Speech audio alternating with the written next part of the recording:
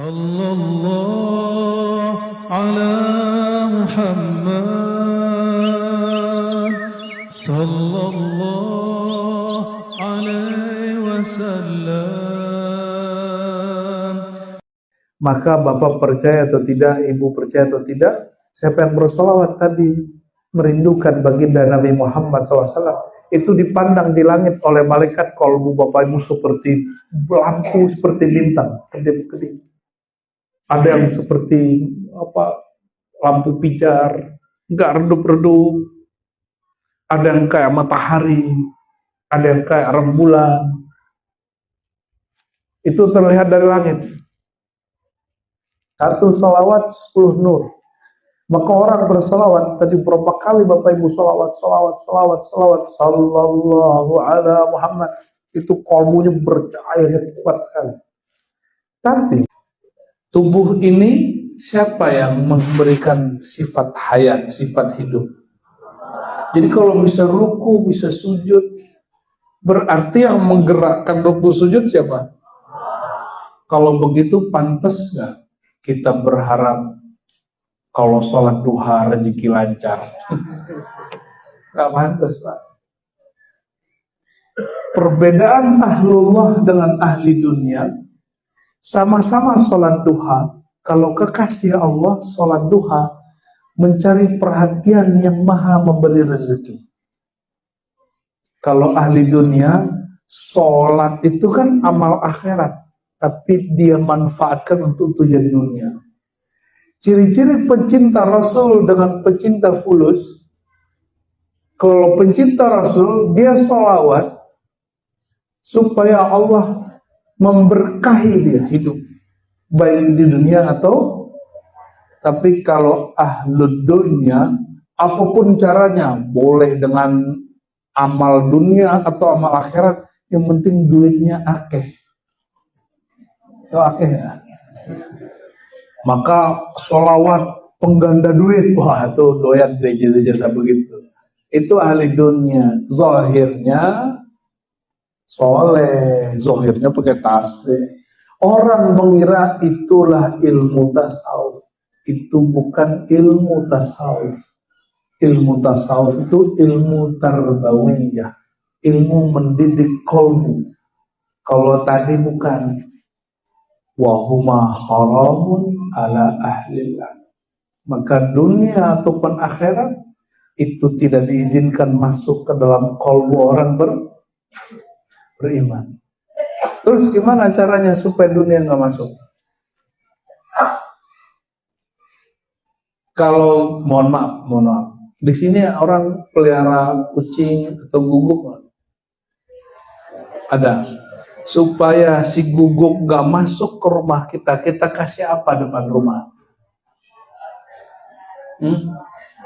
Pagar, beneran nih. Pagar, dipagarin nggak? Pagarnya pagar bonsai atau pagar besi? Pagarnya selutut atau sepinggang? Pagarnya rapat atau jarang? Kalau orang menjaga rumahnya yang bakal dia tinggal serapat itu, setinggi itu pagarnya, kenapa dia membiarkan dunia, syaitan masuk ke kolbunya dan dia tidak pagari? Mau pagar dunia nggak?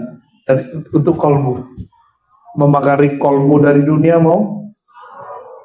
Beneran nih, kita kasih malam ini. Padahal semuanya udah tahu, cuma belum tahu cara memakaikannya. Apa kata Nabi Muhammad SAW? Qala Rabbuna Azza wa Jalla, ya. La ilaha illallah husni, wa man dakhala husni amina min azabi. Hadis Hasan, ya.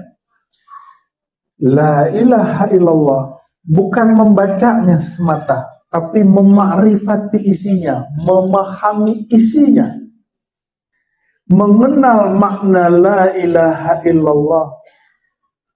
Itu hisni, itu bentengnya Allah, itu pagarnya Allah. Kalau Bapak Ibu hanya zikir dengan angka la ilaha illallah, la ilaha illallah, la ilaha illallah. Kalau kita lagi gak zikir, siapa yang magerin? Jadi bedakan zikir wirid dengan zikir warid. Kalau warid itu isinya pengetahuan. Kalau wirid isinya repetasi. Apa repetasi? Diulang, diulang, diulang. Dibaca 3 kali, 7 kali, 10 kali, 33, 100, 1000, 11.000, 70.000. Itu namanya wirid. Namun yang menjadi bentengnya bukan wirid. Bentengnya warid.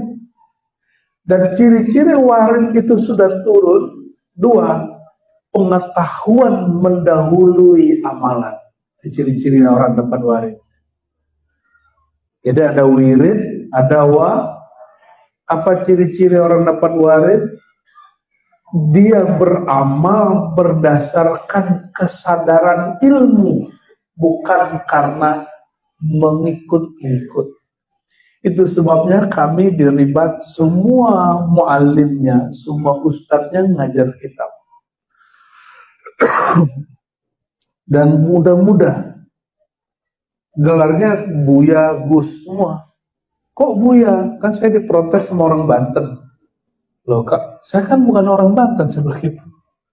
Saya orang Sumatera Barat, orang Minangkabau. Di Minangkabau, kami kalau ngaji kitab udah ngajar dipanggil Buya. Buya itu ajengan, ya Gus sama. Ya.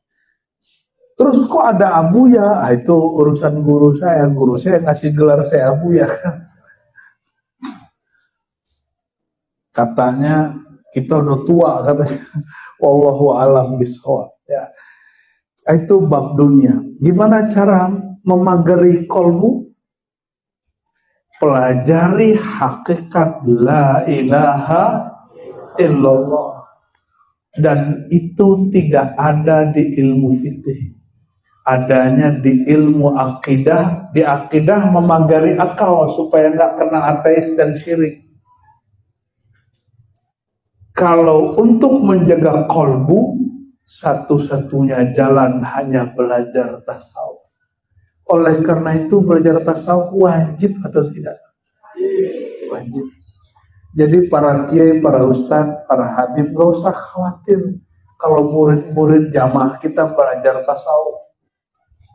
Benerin sholat itu, iya benerin sholat itu pakai tasawuf. Karena Nabi itu mengajarkan sholat itu satu paket. Ada fikihnya, ada akidahnya, ada tasawufnya sekaligus. Itu yang disebut tafaqquh fid din, yang sekarang hanya menjadi ilmu zahir. Ya. Baik, itu babnya sudah selesai tadi siang. Sekarang kita masuk ke bab kedua, islahul qalb, memperbaiki kolbu. Seberapa penting kolbu, Bapak Ibu? Kalau di kitab ini halaman 255 ya. Lebih banyak sebutan kolbu di Quran atau sebutan sholat? Mana yang lebih banyak? Tahu dari mana? Ya, tahu dari ahli katanya. Umroh cuma 2 kali disebutin di Quran. Ini kita ulang-ulang ya. Apalagi haji cuma beberapa ayat. Sholat sekitar 50 ayat, 50 kali. Tapi kolbu disebut lebih dari 100 kali. Oleh karenanya, mau haji, mau umroh, mau zakat, mau sholat tanpa kolbu, itu rusak semua. Karena yang sholat itu sebenarnya si kolbu itu. Bukan tubuh ini mengikut kolbu atau kolbu mengikut tubuh. Ulangi. Kolbu ikut jasad atau jasad ikut kolbu? Yang kenceng jasad ikut kolbu atau kolbu ikut jasad? Coba cek tadi, makannya pakai bismillah nggak? Hah? Lupa. Tadi minum baca bismillah nggak? Ingat Allah nggak? Kalau orang minum, dia beretikat air yang menyegarkan, berarti dia kolbunya ikut jasad. Tapi jika ada orang minum, dalam diri dia beriktikat bahwa yang menyegarkan Allah, asbab yang diciptakan Allah bernama air. Maka dia minum, barulah disebut jasadnya ikut kolbu. Mohon maaf orang yang bekerja. Rezeki kerja, nyambung nggak? Nyambung? Karena tiap hari kita lihat orang kerja dapat rezeki, orang kerja dapat rezeki. Tapi Bapak sudah lihat belum? Ada orang bolak-balik umroh, dia nggak kerja.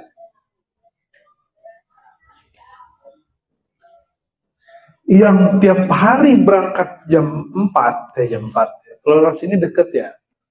Berangkat jam 7. Jam 7 pulang jam 5. Belum umroh. Jadi siapa sebenarnya yang diberkahi rezekinya? Yang bolak-balik umroh itu atau yang pagi kerja pulang sore? Mana yang diberkahi? Tapi karena tiap hari kita melihat berulang secara hukum adi, secara adat, ada hukum sunnatullah. Orang kerja dapat duit, kerja bisa beli rumah, bisa nyicil rumah, bisa beli mobil, nyicil mobil. Kita berpikir bahwa rezeki itu muncul dari bekerja. Orang Indonesia kan rajin kerja, tapi nggak rajin kaya. Jujur ya, bener nggak? Tapi yang saya tahu banyak orang kaya, dia rajin bikin kekayaan, tapi dia nggak rajin kerja. Dia kerja itu hanya memaksimalkan time, sehari itu berapa jam aja, 2-3 jam. Selebihnya dia main-main aja, makan yang banyak, ya, main handphone, main game. Tapi dia maksimalkan time itu. Kalau kita kan kayak sibuk terus depan handphone, depan laptop terus, matanya udah rusak ya. Kalau dia rusak bukan karena handphone Pak, tapi karena sok soleh gitu ya, sok rajin baca buku. Tahu-tahu dicek, tiap baca buku kitab kok mata sudah sakit, tiap baca kitab kok ini sudah pegel, akhirnya baru terasa kita sudah mulai tua juga Pak. Perasaan baru kemarin lahir, ya. Merasa tua nggak Pak? Bukan, jujur Pak, nggak merasa tua. Halo Pak, halo. Assalamualaikum. Halo, Bapak merasa tua nggak? Enggak kan? Enggak ngerasa tua kan? Ngerasa muda. Itu kalam Nabi tentang kolbu. Apa kata Nabi SAW? Ya, tubuh boleh menua, tapi kolbu syekh syabun. Kolbu orang udah tua tetap muda. Perasaan saya baru kemarin tamatan MAKN. Kita dulu ada namanya pesantren plat merah. Pesantren plat merah itu jurusan keagamaan diinapkan, tapi negeri. Jadi saya kan dibilang sama orang-orang itu apa? Bukan pesantren. Emang enggak. Tapi saya nyantri pas kuliah. Saya ngaji itu malam. Jadi kalau udah pulang habis isya itu saya ngaji ke guru-guru. Ngaji hikam, ngaji ihya, ngaji tasawuf. Tapi dulu kita datengin guru. Sampai kuliah baru kemudian saya nyantri. Ya. Kembali yang tadi. Jadi orang tua Apa yang tidak menua pada diri orang tua? Kolbunya. Apanya yang tidak menua di situ? Nabi katakan dua hal. Hubbud dunya wa tulul amal. Cinta dunia dan panjang angan-angan. Maka saya sudah banyak nanya orang tua, Pak, ayo Pak belajar tasawuf. Aja udah tua. Yang ngomong begini umur 70. Aja udah tua. Halo? Itu kegagalan sistem pendidikan Islam yang ada di negeri kita. Alhamdulillah kami dari kecil diajarkan fikih, akidah, sifat 20, fikih syafi'i, berikut tasawufnya. Cuma lebih banyak ngaji kitab tasawufnya. Fikih seperlunya, akidah seperlunya. Baru udah kuliah, saya suka debat Pak. Maka belajar fikih, masul masail, belajar bab ilmu kalam. Makanya Bapak kalau lihat kajian-kajian saya sebelum tahun 2020 isinya berantem mulu. Ya kan? Saya minta ampun kepada Allah. Mungkin dulu salah niat. Niatnya ngapalin hadis sekian ribu, niatnya untuk mendebat Wahabi. Mungkin duluan masuk surga mereka kali. Karena ada Wahabi yang gak niat debat, dia pengen cari ajaran yang benar. Kebetulan lagi pengajian, dapatnya itu meninggal. Allah pandang kolbunya. Dia sedang ingin tobat hijrah, diselamatkan insya Allah. Ada aswaja merasa paling benar, mati. Masuk surga apa neraka coba?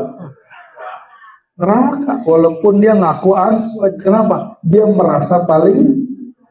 Jadi nggak ada urusan antum ini mau Wahabi, mau aswaja.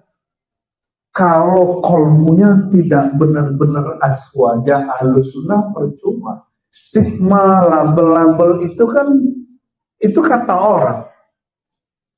Dan banyaklah ustaz betul-betul klarifikasi supaya dia tetap disebut ahlus sunnah oleh kawan-kawannya. Untuk apa? Untuk apa sibuk mengklarifikasi ke makhluk? Yang makhluk itu gak akan pernah senang ke kita. Kenapa?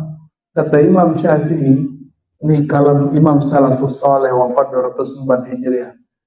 Semua permusuhan mungkin diislah, diperbaiki. Kecuali satu permusuhan. Permusuhan dari orang yang iri dengki. Ya, kalau orang iri dengki itu nggak bisa diapa-apain, Pak. Kalau ulama katanya dengki iri sama kiai ulama yang lain, itu nggak bisa diapa-apain. Itu hanya bisa dikirim ulama yang lebih alim dari ulama itu didik yang tadi iri dengki itu. Kalau bagi saya ulama yang dengki iri itu belum ulama.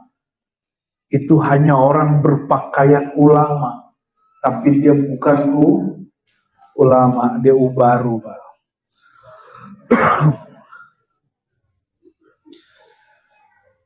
Dia hati-hati yang sudah di atas 40 tahun.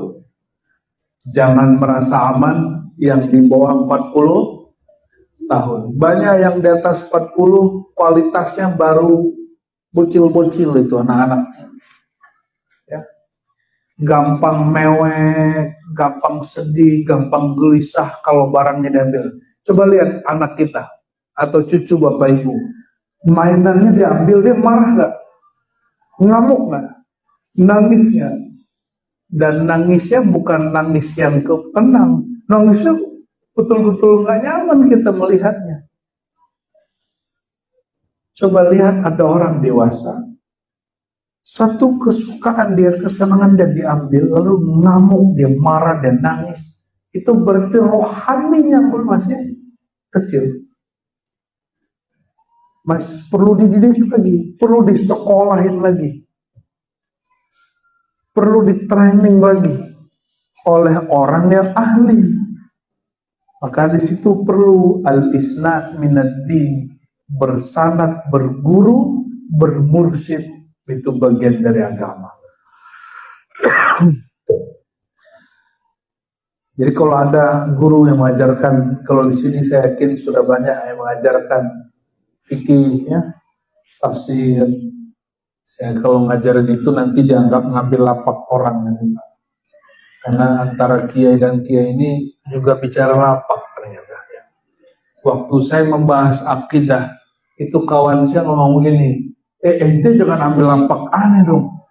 Aneh ini jurusan akidah, tamatan akidah, jangan ambil dong. Dia nggak tahu. S1, S2, S3 saya akidah. S1 saya akidah Sufi Ibn Arabi, apakah Sunni atau tidak Sunni. S2 saya akidah ulama Sufi di Nusantara, basisnya bukan kajian buku yang dicetak, tapi buku yang masih tulisan tangan berumur 5 abad, 3 abad, masih tulisan tangan. Masuk perpus udah bau apa itu ya? Bau tinta-tinta badan kita selama setahun 2 tahun. Saya mengkaji akidah mereka S3, wah ini seru banget. Akidah Wahabi. Nah, jadi mulai dari akidah Sufi sampai Wahabi kita kaji. Jadi seharusnya ngambil lapak siapa Pak? Dia apa saya? Harusnya. Itu ustadz loh. Ustadz loh, bernasab lagi. Maksud saya apa Bapak Ibu? Mau ustadz, mau nggak ustadz, kalau nggak dididik kolbunya, ketika ada orang mengajarkan hal yang sama, melakukan hal yang sama, dianggap itu ancaman. Bapak kerja di kantor, ada orang presentasinya sama sama kita tuduh, wah dia jiplak nih. Itu iri dengki. Nah, nauzubillah, sama nauzubillah. Saya berkali-kali kasih pertanyaan. Jika JNE, apalagi POS, apalagi itu Tiki, hampir nyaris tidak pernah salah mengirim barang karena ada alamatnya. Kira-kira Allah yang maha mengirim rezeki, pernah salah nggak kirim rezeki? Gimana? Masih galau bab rezeki? Masih ada iri dengki? Orang iri dengki karena dia berpikir, kok hakku diambil orang, betul nggak? Benar? Mau sembuh dari penyakit iri dengki? Yakini bahwa semua yang Allah jamin, Allah kirim tepat kepada yang dia kirim. Dan tidak ada namanya kita duduk berdekatan gini Pak, saya nggak akan ngambil air Bapak itu 1 tetes pun, sama sekali. Bahkan nafas Bapak saya tidak akan pernah ambil. Kalau ini Bapak mati sejenak, gak akan pernah, sama sekali. Nah, dalam bab ini beliau kemudian menyebutkan hadis Inna fil jasadi mudghah. Di dalam jasad itu, jadi ini semacam analog ya. Dalam jasad itu ada satu gumpal daging. Idza saluhat saluhal jasadu kullu. Jika segumpal daging itu sehat, namanya nanti disebutkan di ujung, maka seluruh tubuh sehat. Jika dia rusak semua, ala wahyal qalb. Ketahuilah itulah qalbu. Qalbu itu terbagi 2 Bapak Ibu. Ada qalbu fisik, bahasa Arabnya qalbun sanubariyun, bahasa kitanya hati sanubari. Dan kebalik-balik ya, ada hati yang ditatap Allah, namanya qalbun nurani. Hati nurani dari kata nur, lawannya zulmani, gelap. Kapan qalbu bercahaya? jika di situ ada nama Allah, nama Rasulullah Sallallahu Alaihi Wasallam. Maka Bapak percaya atau tidak, Ibu percaya atau tidak, siapa yang bersolawat tadi merindukan baginda Nabi Muhammad SAW, itu dipandang di langit oleh malaikat kalbu Bapak Ibu seperti lampu, seperti bintang kedip-kedip. Ada yang seperti lampu pijar, nggak redup-redup. Ada yang kayak matahari, ada yang kayak rembulan. Itu terlihat dari langit. Itu hadis Imam Tabrani, Bapak Ibu. Jadi Nabi SAW mengatakan, ahlus sama, orang-orang di langit, itu malaikat dan para arwah, itu jika menatap ke bumi, yang dilihat bukan bumi bulat atau bumi datar, itu perdebatan ahli orang eksak lah. Yang terlihat itu adalah hamparan dan kelipan orang-orang yang berzikir bersolawat, zikir solawat. Jadi tadi itu kenceng banget di sini. Ya, cuma nggak kerasa kan? Alhamdulillahirabbil alamin. 1 solawat 10 nur. Maka orang bersolawat tadi berapa kali Bapak Ibu solawat sallallahu ala Muhammad, itu kalbunya bercahaya kuat sekali. Tapi orang bersolawat tidak menghadirkan rasa rindu kepada yang disolawati. Dia berhenti solawat, nurnya padam. Namun siapa yang mengenal yang disolawati, mencintai yang disolawati, dia berhenti solawat bahkan dia tertidur, nurnya masih nyala terus. Ya. Oleh karena itu, jangan hanya bikin maulid saja, tapi sertakan seperti malam ini, ada maulid, ada pengajian, ada maulid, ada, walaupun cuma sebentar. Nanti kan sebentar lagi kita ada maulid 40 hari.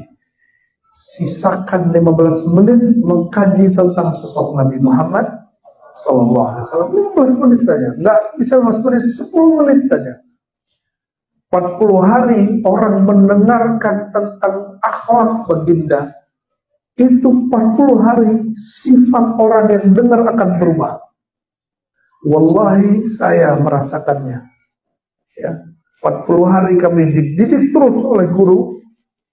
Saya dulu orangnya gelisahan, Bapak Ibu.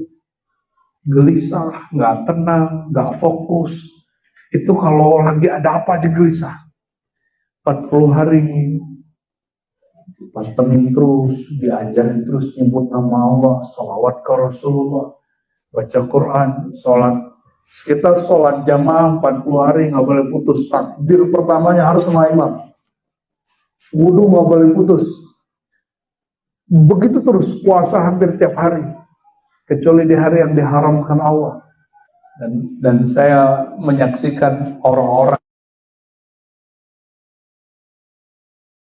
itu pas hadir begitu terus, dia bilang saya nggak,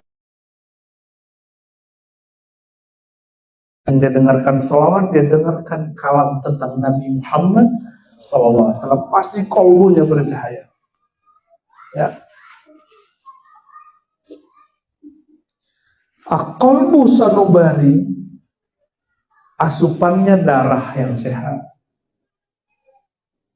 Asupannya apa?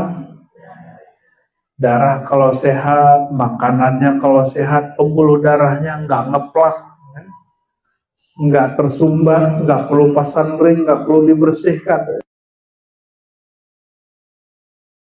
Mohon maaf, kalau ada guru bilang hatimu ada penyakit, nah, ada dokter bilang, Pak, jantungnya berpenyakit. Bapak lebih takut yang mana? Lebih takut yang mana, Bu? Dokter. Kayak gitu mau ketemu Rasulullah. Rasulullah hadir, Bapak Ibu nggak tahu. Hadir beliau secara nurnya, secara rohaninya. Ini kan ada yang ngolong-ngolong Habib Umar, dianggap Umar itu meyakini Nabi hadir di majelis. Lah itu masa santai, kita biasa. Setiap orang baca sholawat, Nabi hadir. Bahkan dalam ilmu ma'rifat Nur Muhammad, alam ini tercipta dari nur. Nur beliau. Nabi hadir setiap saat. Nggak perlu orang sholawat, Nabi selalu hadir. Tapi bukan hadir secara fisik yang dibayangkan orang itu. Hadir nurnya. Bukan lampu. Ini kan ada Ustadz inisial F terus bilang, nggak ada nur Muhammad, nggak ada lampu-lampu. Nggak ngaji tentang nur. Dia kira nur itu lampu. Saya bilang, Pak, Bapak punya pengetahuan di kolom. Pengetahuan itu lampu nggak, Pak? Kan enggak. Pengetahuan itu disimbolkan di alam nyata seperti pelita, seperti lampu. Namun secara hakikatnya dia pengetahuan. Saya mau tanya, mana yang hakiki? Si lampu menerangi jasad atau ilmu menerangi kolbu? Padahal orangnya punya pengetahuan, aman nggak? Dia bakal bikin lampu baru, betul. Tapi kalau orang kolbunya nggak berpengetahuan, lampu mati, digelisah. Itu yang disebut itu ilmunya berkurang atau bertambah? Bertambah dia. Kalau Bapak bagi-bagi duit, bertambah atau berkurang? Rekeningnya. Karena secara zahir terlihat berkurang angkanya, kita takut memberi.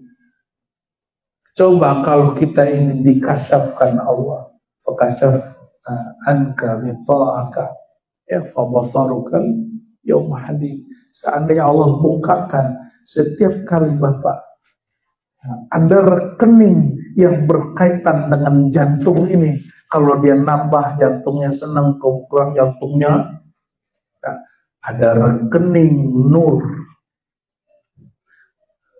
Rekening nur, ada akunnya di situ. Kalau rekeningnya full banyak, dia bisa bagi-bagi. Itulah mu'alim. Jika dia membagi lebih banyak lagi, itulah dia mursyid. Jika dia membagi nggak mikir-mikir lagi, itulah wali Allah. Jadi wali Allah itu dia bagi kemana-mana aja. Kenal dia bagi. Maka salah satu ciri kekasih Allah, dia mendoakan bahkan orang yang dia nggak kenal. Ini Bapak Ibu hari ini udah doain orang yang belum dikenal loh. Mungkin doain terlaknat kali ya. Jalan-jalan disalib, mati kau gitu ya. Bukan mendoakan kebaikan. Kita kata Nabi SAW, doa mustajab itu doa seorang muslim ke muslim bi zahril ghaib, walaupun dia nggak hadir, bahkan nggak kenal. Makanya jangan heran abang guru sekumpul kasih pengajaran dan ijazahnya umum. Padahal itu ijazah ada di kitab Suyuti segala macam. Ya. Siapa yang baca ini dia jadi wali abdal. Wah, banyak orang nggak percaya. Tapi ini beneran, Pak. Apa yang dibaca? Pertama, Allahumma ighfir li ummati Muhammad SAW. Ya Allah, ampuni umat Nabi Muhammad. Kenal nggak kenal, musuh nggak musuhan, teman nggak temenan. Allahumma aslih ummata Sayyidina Muhammad. Ya Allah, perbaiki zahir batinnya umat Nabi Muhammad SAW. Ekonominya, politiknya, hidupnya, kolbunya, perasaannya, tolong perbaiki ya Allah. Kalau ada orang doain kita tersentuh Bapak. Tersentuh. Dan orang yang bisa mendoakan begitu tiap hari, itu orang kolbunya punya rekening tak terbatas. Maka disebut siapa yang baca doa ini, ada dua lagi, nanti cari guru, cari mursyid ya, nanti minta doa itu. Ya, siapa yang baca ini, kata Imam As-Suyuti, dinukil dari imam-imam salafus saleh, asbaha minal abdal. Dia jadi wali abdal. Apa arti wali abdal? Wali abdal itu di bawah kutub. Kutub itu di atasnya langsung Nabi. Nabi, kutub, bawahnya apa? Abdal. Itu wali-wali level VIP. Itu wali udah nggak ada waktu doain diri sendiri. Dia waktu dia berbagi. Kenapa? Dia udah cukup dengan dirinya sendiri. Dia sudah tahu takdir Allah pada dirinya, jaminan Allah pada hidupnya. Dia sekarang berbagi. Coba nanti sebelum tidur mau ngamalin, mau jadi kekasih Allah nggak? Mau jadi wali ya nih? Sebelum tidur kita baca syahadat 3 kali. Oke? Tolong diingat-ingat ya. Berapa kali? Lalu minta ampun kepada Allah minimal 3 kali. Lalu baca sholawat sapa baginda Rasulullah SAW minimal 3 kali. Setelah itu kirimkan doa untuk semua orang yang kita kenal. Baca Al-Fatihah. Karena Al-Fatihah itu doa tertinggi. Afdalul doa alhamdulillah. Hadis Imam Tirmizi, hadis sahih. Doa paling tinggi adalah doa dengan surat alhamdulillah atau bacaan alhamdulillah. Apalagi setelah itu doakan orang yang kita nggak kenal, termasuk orang mungkin yang memusuhi kita. Bisa nggak Pak doain kebaikan bagi orang yang musuhin kita, bisa nggak? Baru itu jadi wali Allah. Ini masalahnya nggak ada yang bisa. Malam-malam nih, aku kenal dia tapi dia musuhku. Aku kenal dia tapi dia parkir depanku gitu. Bisa nggak doain tetangga yang rese? Bukan mendoakan keburukan, mendoakan kebaikan bagi dia. Bukan, semoga kamu ditegur oleh Allah. Bukan begitu. Ya, bisa nggak? Insya Allah sebelum meninggal jadi kekasih Allah SWT. Meninggal itu 2, mati kecil, tidur. Mati besar, berpisah ruh, dan dia kalau meninggal dalam keadaan begitu, dia jadi kekasih Allah. Kenapa? Nabi SAW salah satu amalannya adalah salamatus sadr. Hatinya selamat. Nggak ada kebencian kepada siapapun. Oleh karenanya beliau pernah mengatakan nanti akan ada ahli surga duduk di sini. Dan ternyata orang itu dibuntutin oleh nomor, amalannya bukan amalan sholat, amalannya amalan qalbu. Dia menangkap qalbunya tiap malam. Nah, oleh karena itu, karena qalbu itu adalah tempat Allah memandang. Allah tidak mau memandang kecuali jika di qalbu ada nama dia atau nama kekasihnya. Karena nama kekasihnya itu bagian dari nama Allah SWT. Nama Allah juga bagian dari nur yang ada pada Nabi Muhammad SAW. Maka kalau baca maulid, wabil mu'minina Raufur, 2 ayat terakhir surat Taubah. Allah menamakan Sayyidina Muhammad SAW dengan nama-nama dia. Dan terhadap orang beriman, sang Nabi bernama Rauf Rahim. Itu nama Asmaul Husna. Jika Rahim nama-nama ini masuk kepada daftar nama Nabi, maka nama-nama yang di bawah lingkup ini semuanya menjadi nama Nabi Muhammad Sallallahu Alaihi Wasallam. Nah, karena kalbu tidak dipandang kecuali kalbu yang ada namanya. Berarti ada kalbu yang bukan kalbu dipandang oleh Allah. Kalbu yang seperti apa? Disebutkan di sini kalbu yang si kalbu tidak menjadi tuan, tidak menjadi raja, tapi dia mengikuti jasadnya. jasad kita, jasad hewan. Itu sama-sama makan nggak Bapak Ibu? Sama-sama minum, sama-sama kawin, sama-sama bisa emosi, bisa mukul, benar. Otak ini bisa nipu orang. Oleh karena itu, jika kolbu ternodai oleh 3 karakter ini, karakter hewan ternak, makan, minum, kawin. Ya. Yang kedua, karakter hewan buas, sukanya marah, sukanya menguasai. Ya. Ada yang preman di rumahnya sendiri, ada yang preman di gangnya, ada yang preman di kampungnya, ada yang preman di negerinya.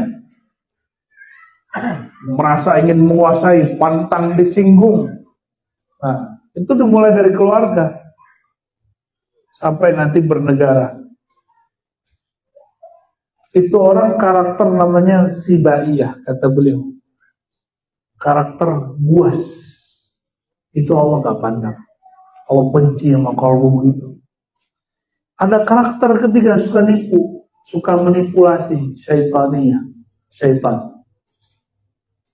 Tapi ada yang terakhir. Ini perbedaan beliau sedikit dengan Imam Ghazali. Beliau merevisi apa yang di Ghazali. Imam Ghazali menyebut karakter keempat, karakter kolbu malaikat, jiwa malaikat. Kata Imam Syabdul Qadir Jilani, karena kewalian Syabdul Qadir lebih tinggi dari Imam Ghazali. Karena dia datang lebih belakangan sehingga diberi sempurna. Apa kata beliau? Enggak. Kolbu yang keempat, kolbu Rabbani, bukan kolbu malakuti, bukan kolbu malaikat, tapi kolbu Rabbani. Apa arti kolbu Rabbani? Rabbani itu yang disebut dalam Quran kulir ruh min amri rabbi. Ya. Katakanlah ar-ruh itu adalah rahasia Tuhanku. Surat apa itu ya? Al-Isra ya. Rabbani dari kata Rabb lalu ditambahin ni. Apa artinya? Qalbu yang dia tidak menatap kepada dunia. Dia tidak mengikuti jasad, tapi dia mengikuti ruh. Dan ruh itu rahasia daripada Rabbi. Min amri Rabbi. Maka di Quran ada kunu Rabbaniyin. Jadilah kamu Rabbaniyun. Maka lihat kita ini ada berapa jenis nih? Bahimiyun, orang manusia, tapi dalmannya karakternya hewan ternak. Ada sibaiyun, dia manusia tapi karakternya hewan buas. Ada syaitoniyun, dia manusia tapi di dalamnya dia culas, penipu, khianat. Dan beliau sebut ada yang keempat, yaitu Rabbaniyun. Orang yang dohirnya manusia, batinnya rohani yang bercahaya. Bercahaya dengan pengetahuan kepada Allah Subhanahu wa ta'ala. Ini bagian penutup Najm 10 ya. La yadkhulul jannah illa hasanul khuluq. Tidak masuk surga kecuali orang yang bagus akhlaknya. Lalu dikatakan di sini, yuhsaru ummati asnafa yaumal qiyamah. Umatku nanti dikumpulkan di pada mahsyar bergolongan-golongan. Ba'duhum wajhu kal qamar al munayyir atau munayyar. Ada yang wajahnya seperti rembulan. Ada yang seperti matahari. Wa ba'duhum ala suratil kalbi awil hayya. Tapi ada yang dalam berupa hewan. Hewan bernama si guguk ataupun ular. Ini hadis nggak sampai derajat sahih, tapi hadis ini boleh dijadikan i'tibar, diriwayatkan oleh Imam Al-Bazzar dengan sanad yang boleh dijadikan sebagai bab mau'izah. Jadi ada penulis hadis selain Bukhari namanya Imam Al-Bazzar, dan nulis kitab namanya Musnad. Disebutkan bahwa nanti ada orang di sini dia manusia, nanti di akhirat muka dia bukan manusia. Itu reinkarnasi yang dibenarkan dalam Islam. Kalau reinkarnasi yang ada dalam agama bumi sekarang apa? Orang kalau mati di sini karakternya buruk, dia terlahir lagi di bumi ini dengan karakter hewan kah gitu. Enggak, kalau dalam Islam yang dibenarkan ada hadisnya, ada riwayatnya. Kalau orang di sini karakternya, emosinya tinggi, tamaknya luar biasa, lahirnya bukan lahir, nanti tubuhnya tubuh manusia, tapi mukanya muka karakter apa yang dia kuasai, dia pakai waktu di dunia. Jika dia tamak, dia karakter muka-muka babi. Kalau dia berkhianat, ular. Kalau dia emosional, anjing. Nauzubillah sumanau. Ya, kalau itu yang disebut reinkarnasi, itu baru benar. Tapi dalam Islam ini tidak disebut reinkarnasi. Jadi la tanasukha fil Islam. Tidak ada ajaran reinkarnasi di dalam Islam. Tapi yang mengerikan itu Bapak Ibu, nanti di sana muka kita belum tentu muka yang ini. Itu masalahnya. Hewan yang suka cari muka, hewan apa?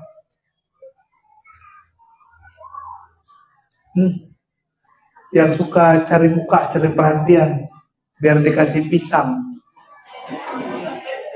Alhamdulillah.